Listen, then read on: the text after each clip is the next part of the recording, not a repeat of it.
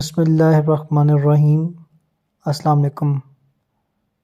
تمام تعریفیں اس رب العالمین کے لیے ہیں جو نہایت مہربان اور رحم کرنے والا ہے۔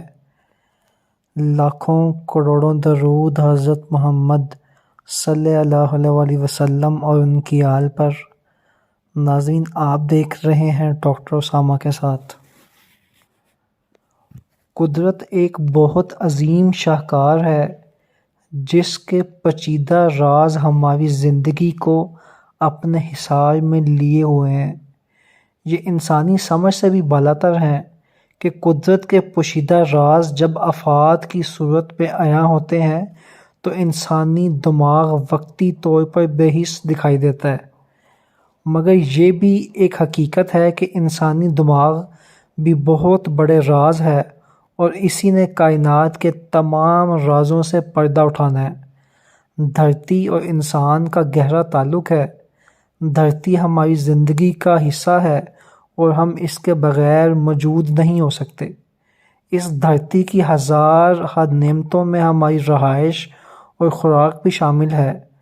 موسم کی شدت اور طوفان بادوباراں کے متعلق انسان پیش گوئیاں کسی حد تک سچ ثابت ہونا شروع ہو گئی ہیں، مگر ابھی بھی دھرتی کی زیر زمین حرکت اور اس کے متعلق پیش گوئی کرنا انسانی سمجھ سے باہر ہے۔ یہی وجہ ہے کہ زلزلے کی صورت میں زمین کی ہلچل انسان کے دکھوں میں اضافہ کر دیتی ہے۔ ایسے ہی ایک تباہ کن زلزلے کا سامنا ہمارے ترک بہن بھائیوں کو فروری کے مہینے میں کرنا پڑا۔ ہم پاکستانی اپنے ترک بہن بھائیوں کے دکھ میں ان کے ساتھ ہیں۔ اس زلزلے نے ترکی کے جنوب مشرق علاقے میں واقع 10 صوبوں میں تباہی پھیلا دی ہے۔ 6 فروری کو 7.8 اور 7.5 شدت کے یکے بعد دیگرے 2 زلزلوں کے سبب ترکی اور شام میں لگ بھگ 50,000 انسان لقمہ اجل بن گئے۔ 1,15,000 سے زیادہ افراد زخمی ہوئے، لاکھوں افراد بے گھر ہوئے، تقریباً 1,73,000 عمارتیں تباہ ہو گئیں۔ 6 سے 27 فروری کے درمیان متاثرہ علاقوں میں 10,000 آفٹر شاکس ریکارڈ کیے گئے۔ سخت سرد موسم میں 20 لاکھ سے زیادہ افراد خیموں اور کنٹینر میں رہنے پر مجبور ہیں۔ ایک اندازے کے مطابق اعداد و شمار کے مطابق زلزلوں سے متاثرہ ان علاقوں میں 25 لاکھ بچوں کو فوری امداد کی ضرورت ہے۔ پچھلے 25 سالوں میں ملک میں 7 یا اس سے زیادہ شدت کے 7 زلزلے آئے ہیں۔ ایسا ہی ایک تباہ کن زلزلہ 17 اگست 1999 میں آیا تھا جس میں مارمارائے کے علاقے میں واقع ترکی کا صنعتی شہر گولک مکمل طور پر تباہ ہو گیا تھا۔ ترکوں نے بڑی ہمت اور ثابت قدمی سے کام لیتے ہوئے تباہی کے بعد منظم تعمیر نو کے عمل کا آغاز کیا جس نے گولک کو ایک محفوظ ترین شہر بنا دیا۔ یہاں کے رہائشی اس پر فخر کرتے ہیں۔ ترکی اور شام کے ان سرحدی علاقوں میں جہاں 6 فروری کو خوفناک زلزلے نے تباہی پھیلائی، گزشتہ 100 سال میں کوئی شدید زلزلہ نہیں آیا تھا، اس لیے دوسرے علاقوں کی نسبت یہاں زلزلے سے بچاؤ کا نظام قدرے غیر تسلی بخش تھا۔ ترکی کی حکومت نے متاثرہ علاقوں میں بحالی کا کام تیزی سے شروع کر دیا ہے اور ساتھ ہی عثمانیہ اور ملاطیہ میں سوشل سینٹر بھی قائم کیے ہیں جہاں 9 لاکھ سے زیادہ افراد کو نفسیاتی مدد فراہم کی جا رہی ہے۔ ترک فوج کا سائیکولوجیکل ٹیم زلزلے سے متاثرہ بچوں کی ذہنی نشوونما اور اس بڑے حادثے کے ان معصوم ذہنوں پر ہونے والے اثرات کو ختم کرنے کے لیے مختلف غیر نصابی سرگرمیاں کروا رہی ہے تاکہ بچوں کو کھیل کود اور تعلیم میں مصروف رکھ کر انہیں ذہنی دباؤ سے آزاد رکھا جائے۔ ترکی کا جنوب مشرق علاقہ جو اس تباہ کن زلزلے کی زد میں آیا ہے، قدیم تہذیب کا گہوارہ ہے۔ تہذیبوں کا شہر ہتھائے 4,000 سال کی قدیم تاریخ کا امین ہے۔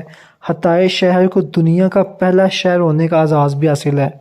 یہ شہر 7 بار تباہ ہوا اور دوبارہ تعمیر کیا گیا۔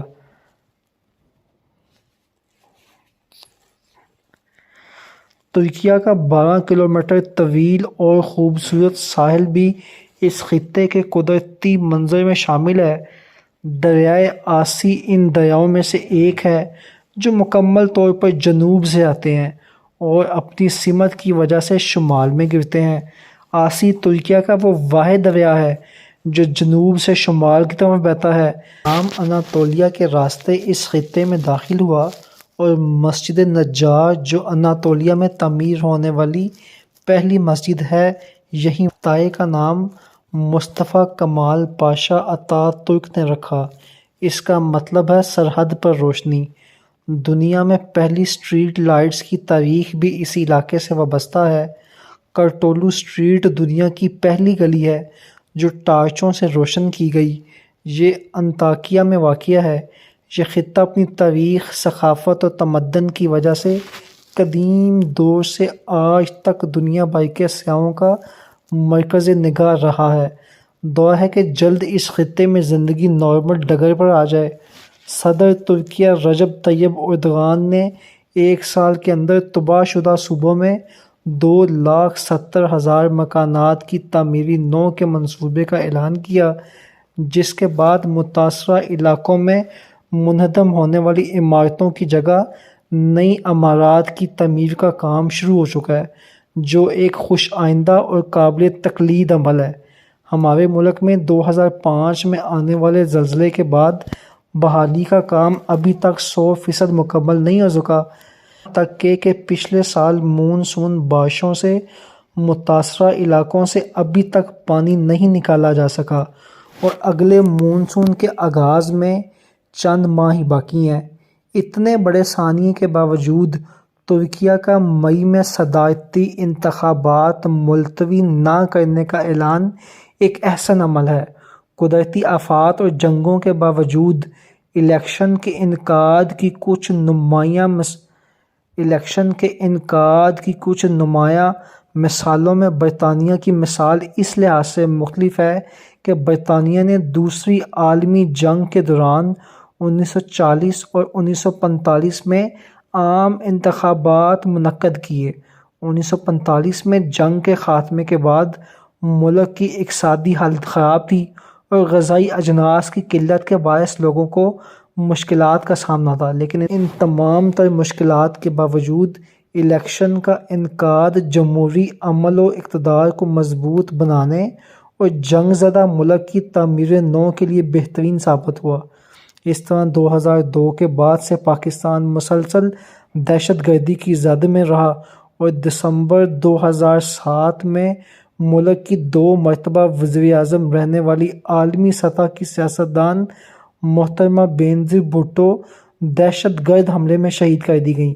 اتنے بڑے سانحے کے باوجود ملک میں جمہوری عمل کو جاری رکھنے کے لیے فروری 2008 میں الیکشن منعقد کیے گئے۔ 2013 میں خیبر پختونخوا اور بلوچستان میں امن و امان کی صورتحال تسلی بخش نہ ہونے کے باوجود عام انتخابات وقت مقررہ پر منعقد ہوئے اور اقتدار ایک سیاسی پارٹی سے دوسری سیاسی پارٹی کو منتقل کیا گیا۔ جمہوریت کے اس تسلسل کا یہ نتیجہ تھا کہ ملک میں امن و امان کی صورتحال بہت بہتر ہوئی۔ ملک کی ترقی کے لیے جمہوریت کا تسلسل انتہائی اہم ہے۔ جمہوریت کی طاقت و اہمیت کو سمجھتے ہوئے ترکیہ میں مئی کے مہینے میں ہونے والے انتخابات کو ملتوی نہیں کیا جا رہا۔ زلزلے جس سے ملک کے 10 صوبے متاثر ہوئے ہیں، اس کے باوجود ملک کی عوام اور ارباب اختیار انتخابات اور جمہوری عمل کو جاری رکھنے کے لیے پرعزم ہے۔ صدر اردوغان نے اعلان کیا کہ ملک میں صدارتی انتخابات کے لیے 10 مارچ سے آئینی ذمہ داریاں شروع کی جائیں اور ملک میں سیاسی سرگرمیاں تیز ہو جائیں گی۔ جمہوری اقتدار کو اگر مضبوط کرنا ہے تو اس کی راہ میں کسی بھی طرح کے حالات اور جنگیں حائل نہیں ہو سکتیں۔ صدر طیب اردوغان وقت پر الیکشن کا اعلان کر کے جمہوریت اور جمہوری اقتدار سے محبت کا عملی نمونہ بن کر سامنے آ رہے ہیں، جبکہ پاکستان کے اندر پی ڈی ایم جس میں 11 سے 12 جماعتوں کا گٹھ جوڑ ہے وہ الیکشن کو ڈیلے کرنے کے لیے ہر ممکن کوشش کر رہی ہے۔ اللہ سے دعا ہے کہ اللہ تعالیٰ پاکستان کو پاکستان کے دشمنوں سے محفوظ رکھے۔ اللہ تعالیٰ آپ سب کا حامی و ناصر۔ پاکستان زندہ باد۔